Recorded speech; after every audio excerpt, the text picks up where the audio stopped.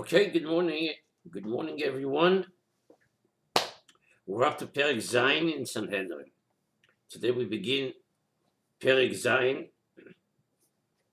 Arba Misos. So the Mishnah tells us, the Mishnah states the fact that there are Daled Misos Bezdin. There are four ways in which the Sanhedrin can put someone to death when they deserve, when it was decided by Bezdin that they're Mechuyev Misa. One of the ways, which we learned in the previous Perek, is skila. One of the ways is stoning, which was described in the previous Perek. Now the Mishnah lists all the four methods, all the four Misas Bezdin. Says the Mishnah, Arba Misas Nimtzor LeBezdin. There are four methods of execution, there are four methods of delivering the Chiyuv Misa that were given to the authority of the Bezdin to follow through on. And the Mishnah lists them from the harshest, from the most chomur, to the lightest, to the kal. And they are, says the Tanakama, skila, sreifa, hereg v'chenek, stoning, burning, beheading, and strangling. Rab Shimon Eimer, but Rab Shimon says that the order from the harshest to the lightest is as follows. According to Rab Shimon, Sreifa, Skila, Chenek v'Hereg. Sreifa, Skila, Chenek v'Hereg. Burning, stoning, strangling, and beheading. Now, if you notice, there are two differences between the Chachomim, the Tanakama, and Rab Shimon. The Tanakama, the Chachomim hold that stoning, that skila, is harsher than burning, while Rab Shimon holds that burning is harsher than stoning. And the second difference is that the Chachomim hold that beheading is harsher than strangling, whereas Rab Shimon holds that strangling, that chenek, is harsher. Now, where did they come to say that this one is harsher, this one is lighter? So the Gemara explains to us that the Chachamim and Rab Shimon derive their opinions from the types of execution that the Torah imposes for specific averos. For example, the Chachamim reason that since Avodah Zarah, which is one of the most severe transgressions, B'chol HaTorah Kulo, is punished with stoning, so therefore it must be that stoning is the harshest type of execution, because Avodah Zarah is the most chomur of all averos. It's also necessary to know the order of the harshness, because if someone did two different averos, if one was over on two different averos, each one which carries a different type of chiyuv misa, so the Mishnah tells us in Perek Tes, Mishnah Daled, that he's given the harsher one. And so therefore, if someone is sentenced to both stoning and burning, so the Chachomim would rule that he's stoned. Because according to the Chachomim, skila is the more chomo. While according to Rab Shimon, he would say that he's to get sreifa, because according to him, sreifa is more chomo than skila. And if someone is sentenced, l'moshel, to both beheading and strangling, so the Chachomim would rule that he's beheaded. But according to Rab Shimon, he would rule that he is strangled. So those are the basic differences between the Shitas Chachomim, the Tanakama, and Rab Shimon. And finally, the Mishnah says, Zu mitzvahs haniskolin. Zu mitzvahs haniskolin. This, the description which we found in the previous Perek, is the procedure for executing those who have been sentenced to stoning to skila. And the other three methods are described in the next several Mishnayos. So the last phrase in the Mishnah, Zu mitzvahs haniskolin, is a phrase, is a statement unto itself, not related to the machlekes chachomim and Rav Shimon about the Abba Mises Bezdin, which is chomo, which is kal. That's taken care of. That's Shitas Chachomim, that's Shitas Rav Shimon. And then the Mishnah says, Zu mitzvahs haniskolin. In the previous parak, we learned the mitzvahs haniskolin, and now we come to Mishnah Beis and on, and we're going to learn the procedure for the other mitzvahs bezdin. Says the Mishnah, mitzvahs hanisofim. The following is the procedure for those who have Rahman al been sentenced to sreifa, to burning. What is the procedure? They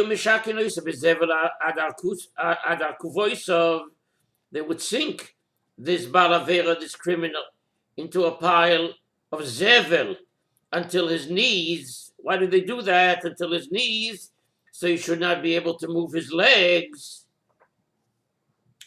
And they put a rough scarf inside a soft scarf. And wind the scarves around his neck. The two Gaboy Bezdin, one would stand on his right and one would stand on his left. So one would stand pulling the scarf towards himself, and the other one would stand on the opposite side and pull the scarf towards himself. The point being, for what did they do that? Until the condemned opens his mouth. And someone lights a fire under a bar of lead. Psila is a bar of lead. And someone lights a fire under the bar of lead, and once the lead has melted, pours it into his mouth. It goes down into his stomach and burns his innards. A few comments of explanation. The Mishnah begins by saying that they would put him into zevel until his knees could not move. Why should his knees not move? Because if he could move his legs, he would jump about to avoid the lead going into his throat, and this might fall on his, and then therefore the lead might fall on his skin, and we do not want the lead to fall on his skin because, as we'll see several times during the Mishnah, we want to avoid additional pain. We want to avoid additional tzar. It is enough the tzar that he has in the process of the sreifa. We don't want more than is required al pi din, al pi halacha. Then they put the scarf sudar kosher letecharaka ze moshech etzloi v'ze moshech etzloi. What is the point? The purpose of pulling the scarves is to choke him, and thereby forcing him to open his mouth. A soft scarf would not be hard enough to force his mouth to open quickly, while a rough scarf would bruise his neck, causing him again more pain than necessary. And therefore they used the rough scarf wrapped in a soft scarf, the Rav explains. Then we said, until he opens his mouth. Someone lights a fire under a bar of lead, and once the lead is melted, pours it into his mouth. Goes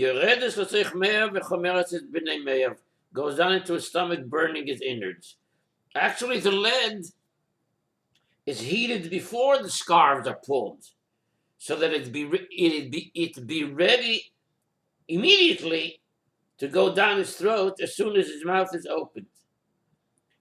I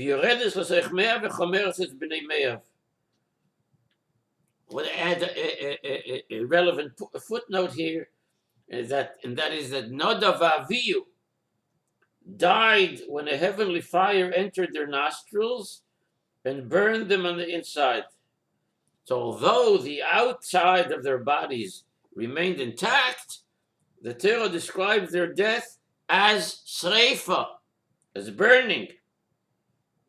And this teaches that execution by burning, the tzreifa, can be done from the inside without in any way destroying the visible body. Since the burning can be done this way, it should be done this way because of the Torah's din, b'chol Torah kula, v'yahavta l'reyacha kamoicha, broyer loy misa yafa, that even when it comes to somebody who's mechuyev misa, for one of those averos in the Torah for which there is a chiyuv misa, even then under such circumstances, you must minimize the suffering and do all to make sure that you do no more than is required. And that is part of the halacha of V'yahavta l'reyacha kamecha, which Chazal learn out from Broyer loy misa yafa. That is one of the implications of V'yahavta l'reyacha kamecha. This teaches us that the execution of a criminal must be carried out with as little pain as possible, just as any other person would want to suffer the least pain possible if he had to be executed. Just like you would want. We therefore burn his inside, since that is the quicker and less painful than burning his entire body. Now comes Rabbi Yehuda and says that we do not squeeze his neck. Rabbi Yehuda Omer, Avhu imeis biyodom lo hayu mekayim mitzvah sreifa.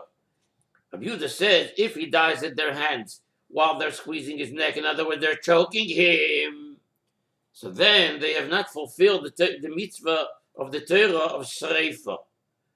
And therefore, Rabbi Yehuda said there is none of this scarf pulling here, pulling there. But rather, what do? According to Rabbi Yehuda, so instead, they force his mouth open with tongues, umadlik is a psila, someone lights a fire under a bar of lead, and once the lead is melted, poured into his throat, and it goes down into his stomach and burns his innards. Right? The Chachamim, however, hold that he should be choked just a bit, because if he starts to die through choking, the lead would kill him more quickly.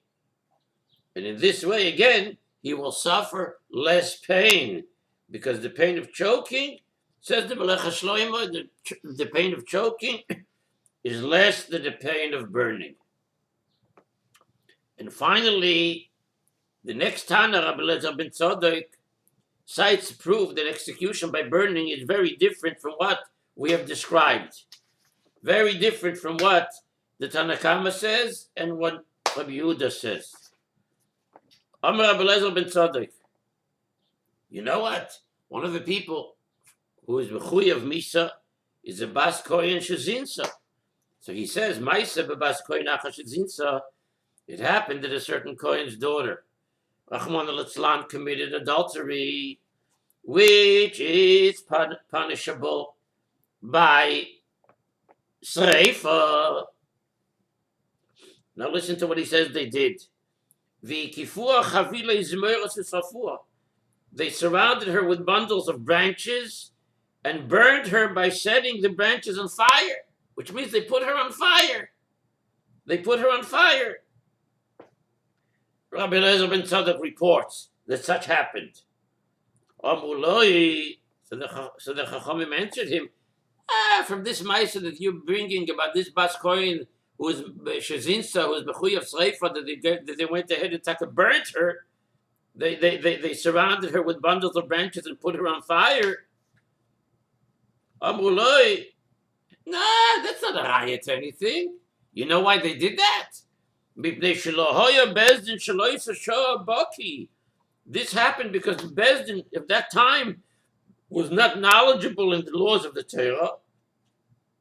But in fact, the correct method is to pour lead, etc., as we learned, l'shitas the Tanna Kama, l'shitas Rabbi Yehuda.